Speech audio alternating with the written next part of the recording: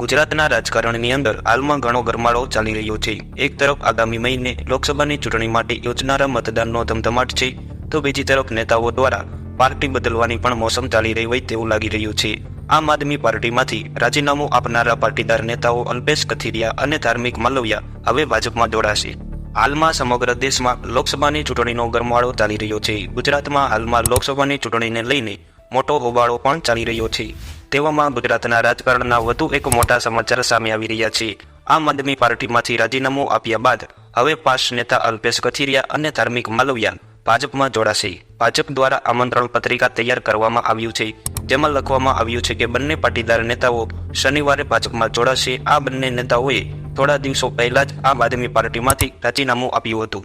Media અહેવાલ પ્રમાણે ભાજપ દ્વારા જાહેર કરવામાં આવેલી પત્રિકાની અંદર લખવામાં આવ્યું છે કે શનિવારે રાત્રે પ્રદેશ અધ્યક્ષ CR પાટીલની હાજરીમાં અલ્પેશ કથિરિયા અને ધાર્મિક માલવિયા સુરત ખાતે ભાજપમાં જોડાશે। આ કાર્યક્રમમાં સુરતના લોકસભા બેઠકના ઉમેદવાર મુકેશ દલાલ, નિરંજન ચાજમેરા, પ્રફુલ્લ પાનશેરિયા, મુકેશ પટેલ અને દક્ષેશ મવાણી પણ હાજર રહેશે।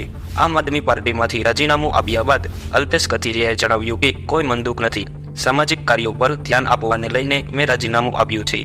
ભાજપમાં જોડાવાની ચર્ચા અંગે તેમણે કહ્યું કે હું લોકોને મળીશ અને ચર્ચા કર્યા બાદ નિર્ણય લઈશ।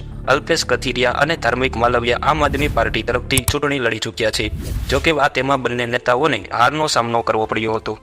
અલ્પેશ કથિરિયા 2022માં સુરતની વરાછા બેઠક પરથી વિધાનસભાની ચૂંટણી લડ્યા હતા, જેમાં તેમણે ભાજપના કુમાર કાનાણી સામે હારનો સામનો કરવો પડ્યો હતો, જ્યારે ધાર્મિક માલવિયા ઓલપાડ બેઠક પરથી મુકેશ પટેલ સામે ચૂંટણી હારી ગયા હતા।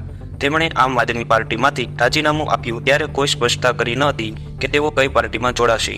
અગાઉ પણ આ બંને પાટીદાર નેતાઓ ભાજપમાં જોડાશે તેવી ચર્ચા ચાલી હતી।